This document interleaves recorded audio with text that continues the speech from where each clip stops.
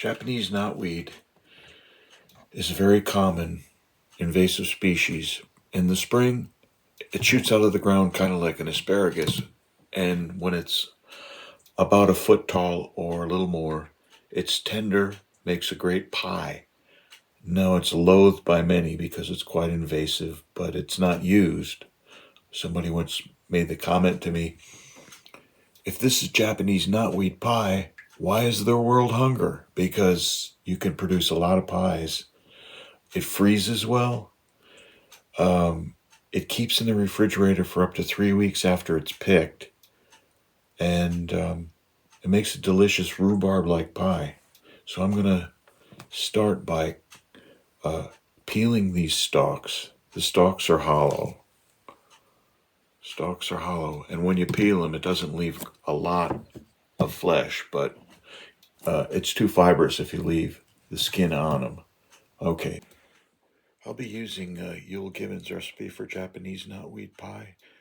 I've been a follower of Yule Gibbons since I was a small kid. Did a lot of foraging when I was young. Got to hear him speak.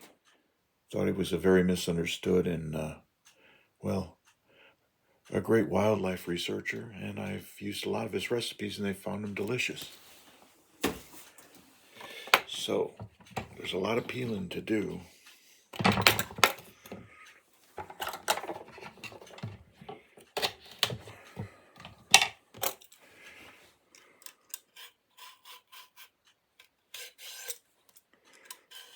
Sharp peeler's essential.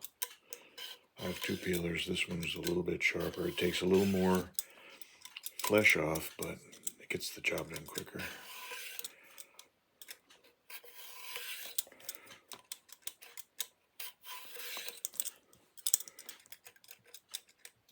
This pie has become very popular with my friends. They look forward to it in the spring. Although my wife has just about had it. She's eaten so much knotweed pie. But this is the last of it. It's too mature now.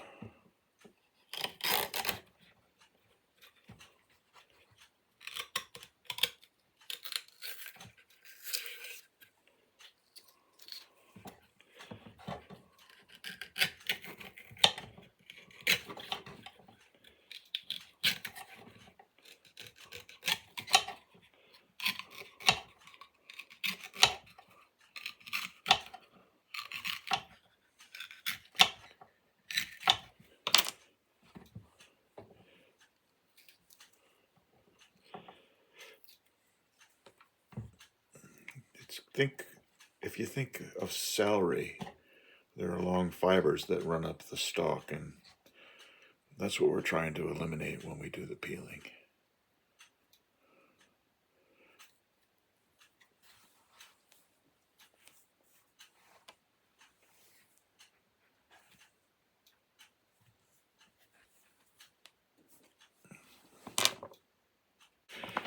I'm going to peel a little over 4 cups worth. I think that's what I have on hand. And the recipe calls for 4 cups. Sometimes I put a little more in if I have a little extra. And there's other things you can do with Japanese knotweed once it's peeled and made into little wheels. You can put it in salad. You can make some kind of an aspic out of it. You can make a jelly out of it. But it's up before the rhubarb. It's delicious in recipes. It's quite tart. It has to be sweetened somehow. Whether you use agave or maple syrup or sugar or honey, but it makes a. I'm going to peel the rest of this, and I'll show you the finished product before we assemble it. And here's the finished product: the peeled and sliced knotweed stalks, and we'll move on to the next phase of the pie. It's an oil pastry. I got the recipe from Stalking the Wild Asparagus, and it's the only type of pie crust I know how to make. I'm going to sift together 2 cups of flour, a teaspoon of salt. I know salt is iffy, but it helps hold the crust together.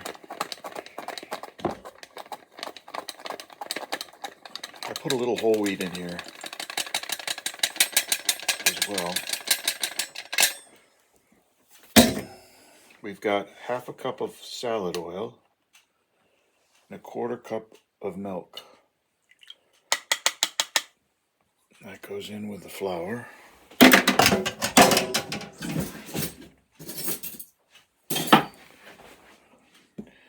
Now I use a fork to mix it all together.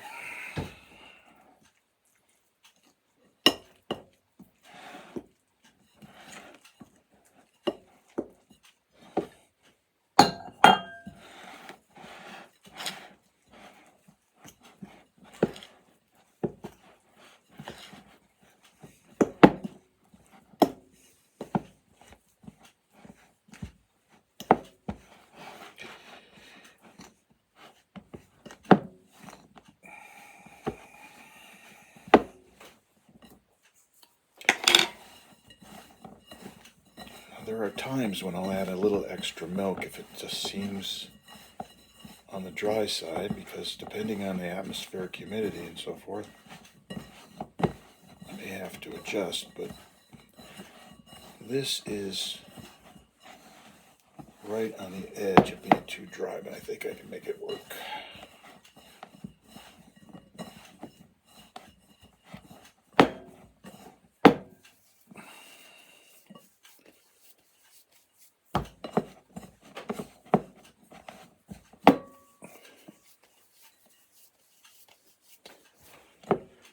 There's the top and bottom crust. Now I'm going to roll it. I've dampened my countertop and I've adhered one piece of wax paper to the top of the counter. Now I'm going to roll it out.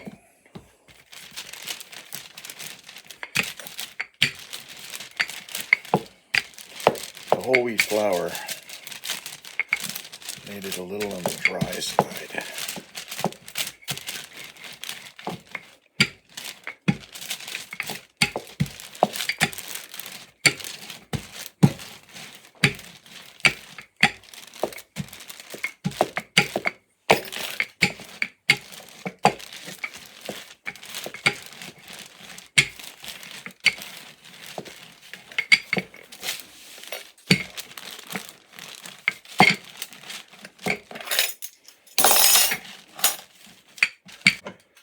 Okay, this is flattened. I'm going to put it in the pie pan now.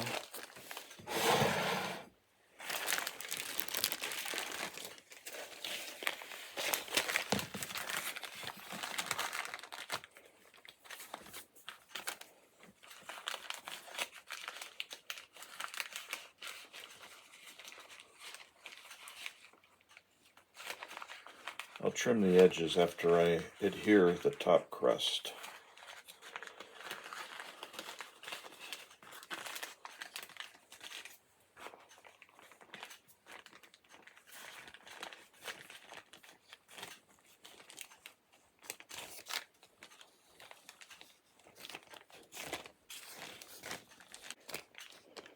My wife just came in.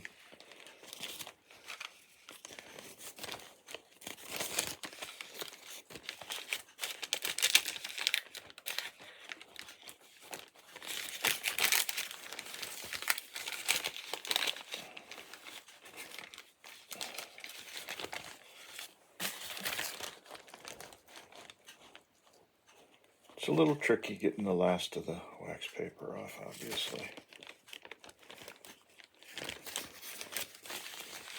Can be repaired. When I trim the edges, I can repair any gaps.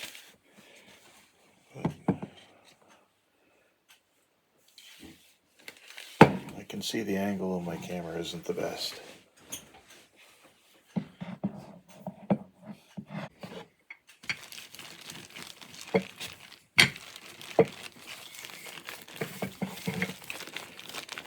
After the top crust is rolled out, I'll lift the wax paper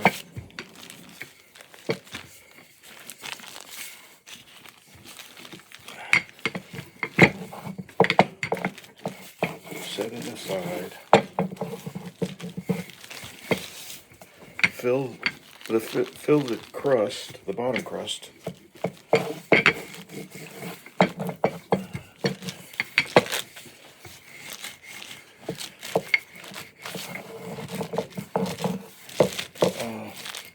Take a little milk and spread it around the edge of the bottom crust. Dot the top of the filling with butter.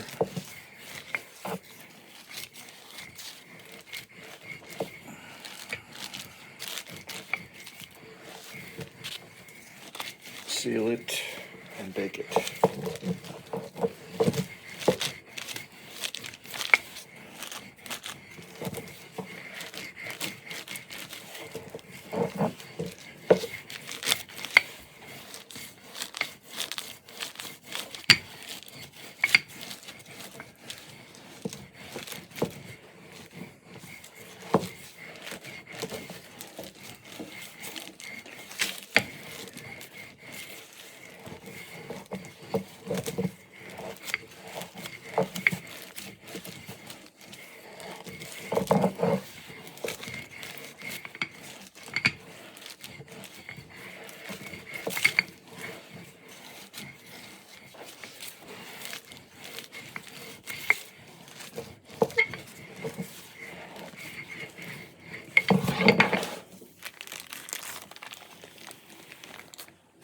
The top crust. Sometimes I carve little messages into the top crust.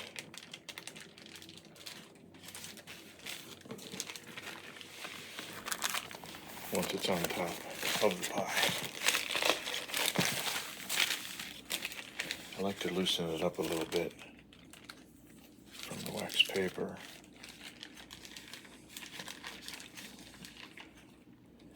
Because when it sits for a few minutes, it tends to adhere.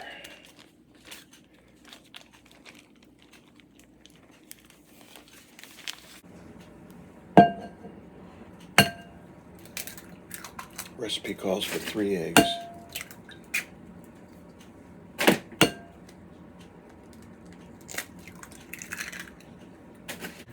Now for the pie filling. In this bowl, I've put 1.5 cups of sugar and 1/4 cup of flour. I used white sugar because I want the recipe to turn out like Euell Gibbons had envisioned it, but that can be varied. 3/4 teaspoon of nutmeg.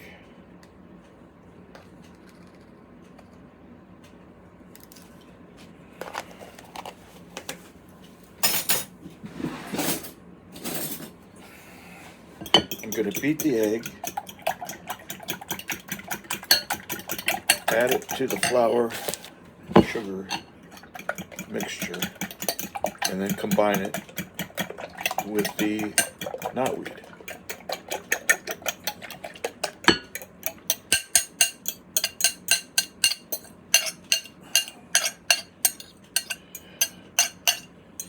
Eggs from the lady down the road. She has 60 chickens.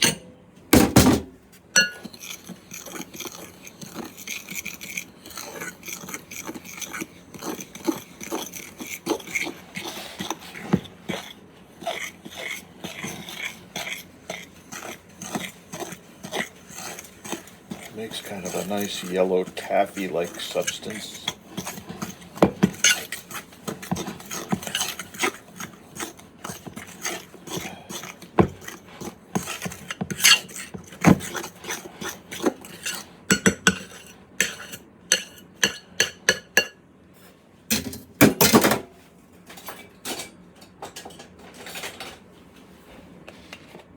This bowl's just barely big enough to do this.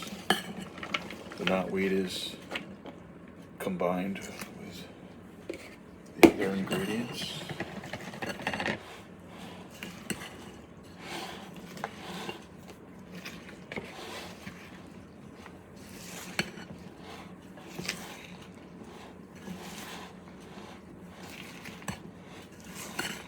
Try not to squash the discs too much. That's why I'm using a spatula.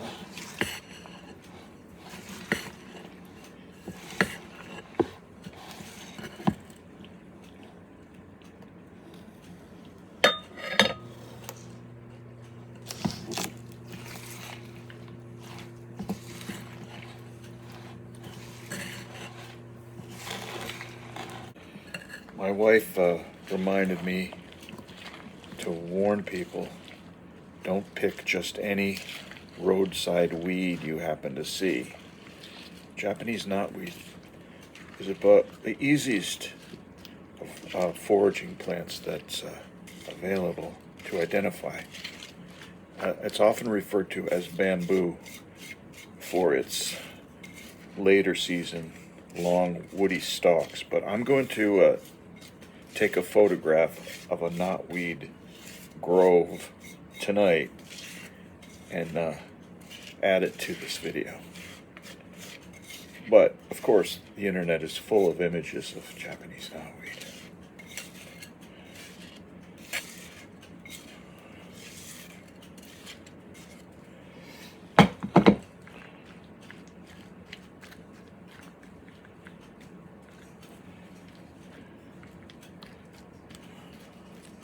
Nice green pie.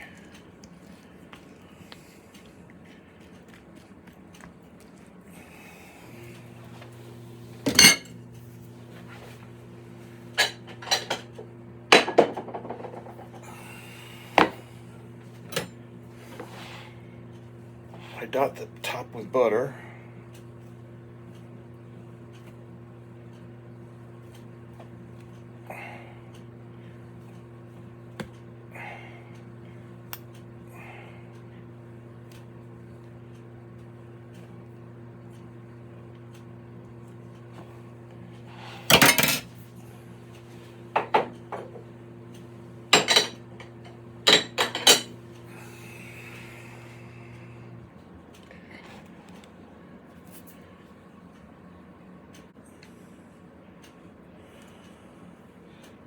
On the edge of the crust, I'm adding a little milk to act as a glue to hold the two halves of the crust together.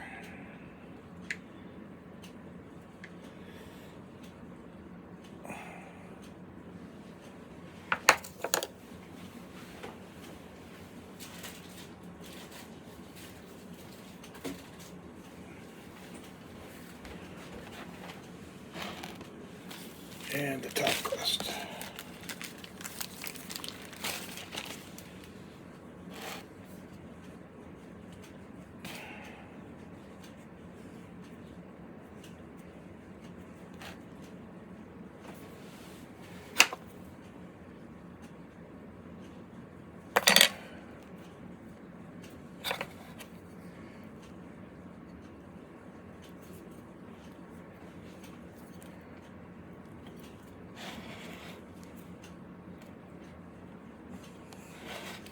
Kind of crimping it with a fork.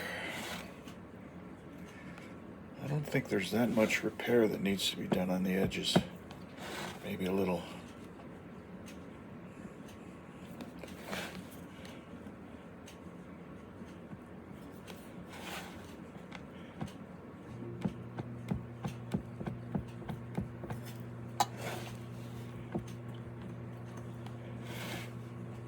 I should mention that when I put it in the oven, I'm going to put aluminum foil around the edge of the top crust because they tend to burn faster than the rest of the pie.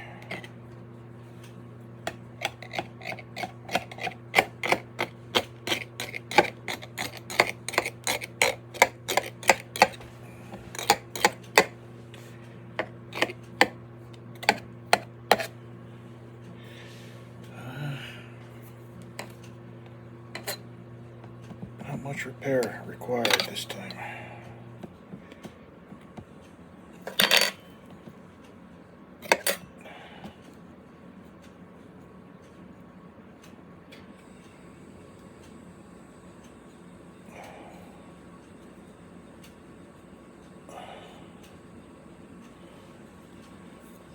Got to perforate the top. It's ready to bake. The aluminum tends not to want to stay on there, so I put it on a pizza pan. It's coming out of the oven. You'll have to take my word for it. It's delicious. It reminds me of a kind of a lemony, rhubarb, kind of spicy custard pie. Sounds good? It is. And here's the finished product. It smells wonderful, and we'll be enjoying it later.